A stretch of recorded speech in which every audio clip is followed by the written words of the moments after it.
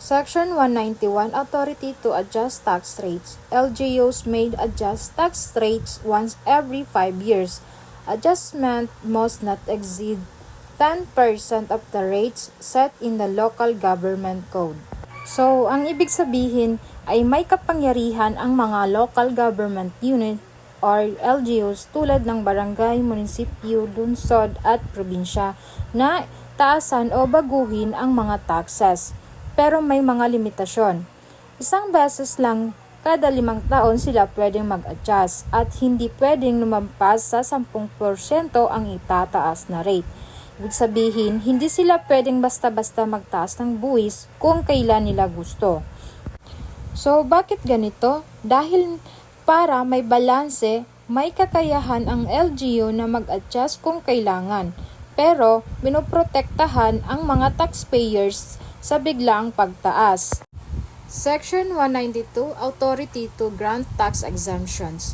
LGUs can grant tax exemptions, incentives, or reliefs, and also must be done through duly approved ordinances, and conditions for granting are based on what the LGUs deems necessary. Ibig sabihin, pwedeng magbigay ang LGUs ng tax exemption, incentives, or tax relief. Ang ibig sabihin ay pwedeng magbigay ang LGUs ng tax exemption, incentives, or tax relief. So, kailan ba ito'y binibigay? Una, kapag may nais na tulungan, halimbawa bagong negosyo or mga special projects. Pangalawa, kapag nais nilang kahikayatin ang investment o suportahan ang community programs. So, paano ba ito ginagawa? Kailangan, una, may ordinance or batas na galing sa LGU. Pangalawa, pinagdadaanan ng sanggunian at kailangan sa aprubahan. Sa madaling salita, may kapangyarihan silang magpababa o mag-alis ng buwis. Depende sa pangangailangan ng kanilang lugar. Section 193, Withdrawal of Tax Exemption Privilege. As a rule, existing tax exemptions are withdrawn upon the effectivity of the code.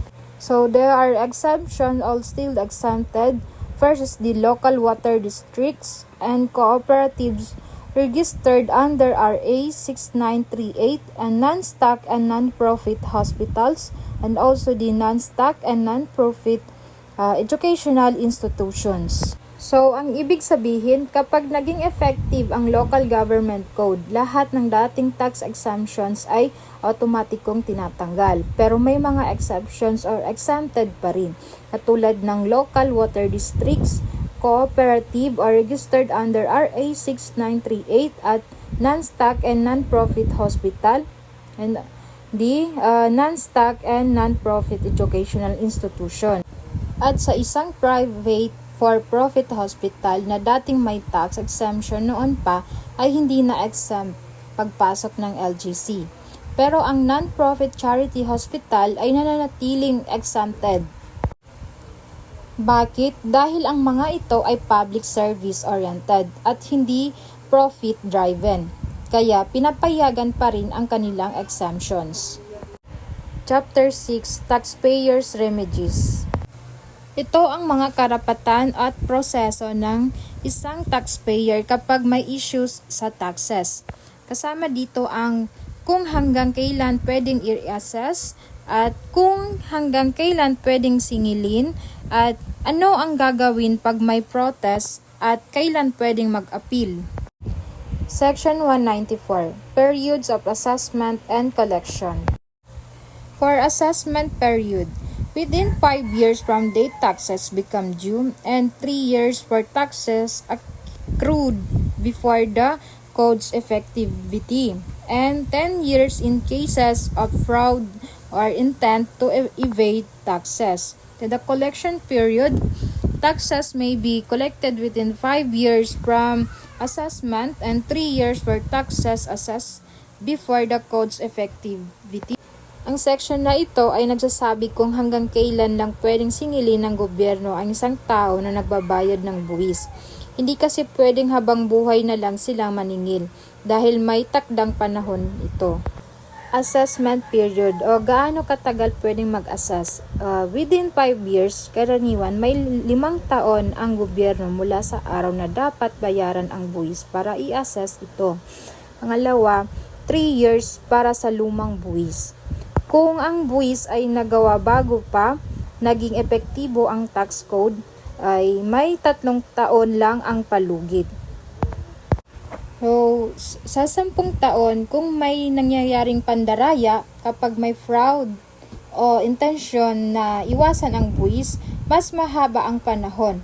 Sa 10 taon, mas mahigpit ito dahil may panininlang na ginagawa. Collection period o kailan pwedeng maningil. Within 5 years mula sa assessment, kapag na-assess na ang buwis, may 5 taon pa ang gobyerno para singilin ito. At 3 taon para sa assessment bago naging epektibo ang code. Kung ang assessment ay ginagawa bago ang effectivity ng code, may 3 taon lang ang palugit sa paniningil. Suspension of prescriptive period occurs when, first, treasurer is legally prevented from assessing or collecting. Second, taxpayer requests reinvestigation and signs a waiver. And the third, taxpayer is out of the country or cannot be located. So, ibig sabihin, may mga pagkakataon na hindi tumatakbo ang oras. Ibig sabihin, nahihinto muna ang countdown ng deadline. Kailan ba ito nangyayari? Una, kapag legal na hindi makasingil o makapag-assess ang treasurer, halimbawa may count order o legal na hadlang. Pangalawa, kapag humiling ang taxpayer ng reinvestigation at pumirma ng waiver, ibig sabihin pumayag ang taxpayer na pahabain ang panahon ng assessment. At pangatlo, kapag ang taxpayer ay nasa ibang bansa o hindi mahanap. Hindi makasingil ang gobyerno kung wala ang taxpayer, kaya humihinto muna ang bilang ng panahon. So, sa madaling salita, ang section na ito ay may limitasyon ng oras sa pag-assess at paniningil ng buwis at mas mahaba ang palugid kapag may pandaraya at humihinto ang oras sa isang espesyal na sitwasyon. Section 195, Protest of Assessment. If unpaid or incorrect taxes are found, the treasurer issues a notice of assessment. Taxpayer has 60 days from receipt to file a written protest. Treasurer must decide the protest within 60 days. Ibig sabihin, kung sinabi ng treasurer na may kulang kang tax, pwede kang mag-protest kung sa tingin mo may mali or mali ang computation. May process dyan. Una, mag-i-issue ang treasurer ng notice of assessment. Nakalagay ang nature of tax, deficiency, amount, surcharge, interest at penalties. Pangalawa, may 60 days ang taxpayer para magsulat ng formal protest. Kapag hindi nag-protest or final na ang assessment. Pangatlo, may 60 days ang treasurer para mag-decide sa protest. Kung tama ang protesta, pwede niyang i-cancel ang assessment. Kung hindi, or pwede niyang i-deny. If denied, taxpayer has 30 days to file an appeal in the court. Failure to protest or appeal makes the assessment final and unappealable. Ibig sabihin, kapag na-deny ang protest, may 30 days ang taxpayer para mag-appeal sa court. Kapag lumagpas sa 30 days, final and unappealable na ang assessment. At yun lamang po. Maraming salamat po. Thank you for watching. Okay, Section 196, Claim for Refund of Tax Credit.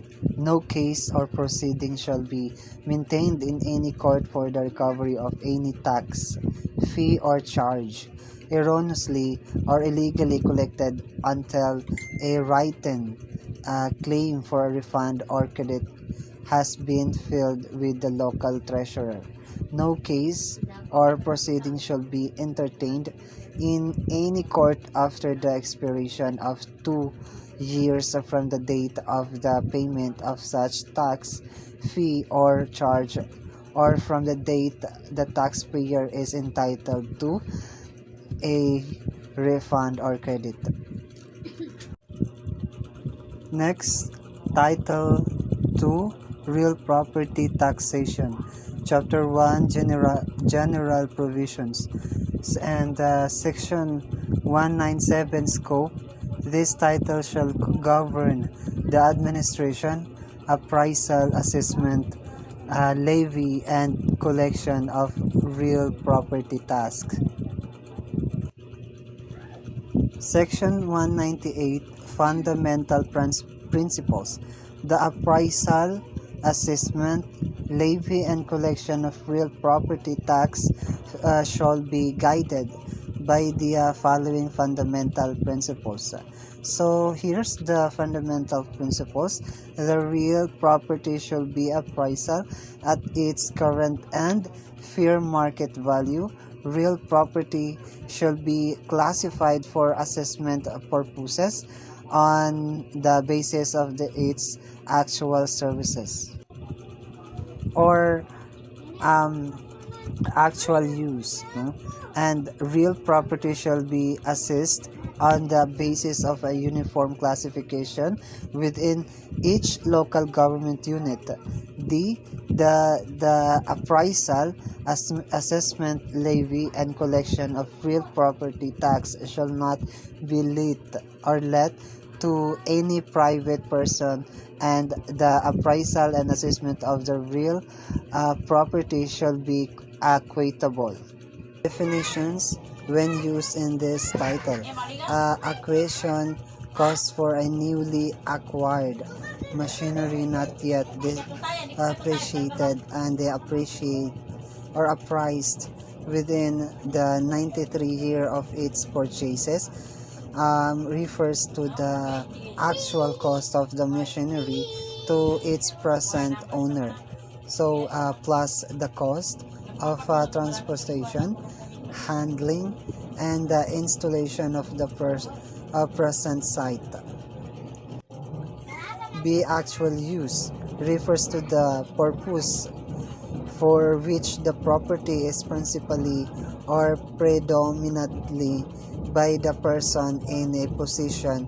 Therefore, ad valorem tax is a levy on real property determined on the basis of a fixed proportion of the value of the property.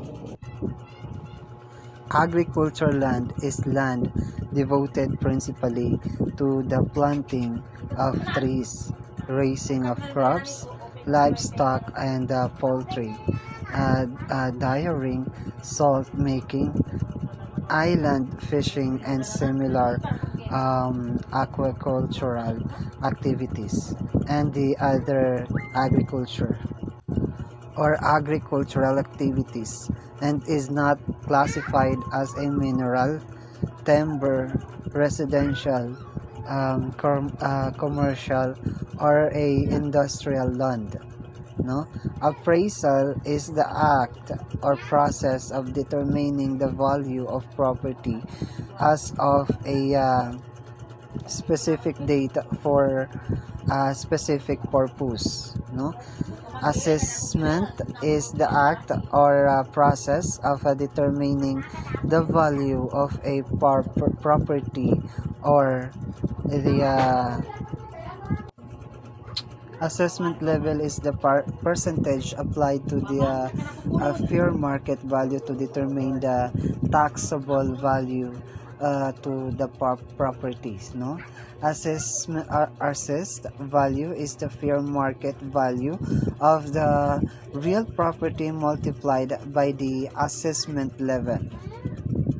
It is synonymous to taxable value. No, commercial land is a land devoted principally for the object of profit and is not classified as a agricultural, industrial, and mineral timber or a residential land. Ano?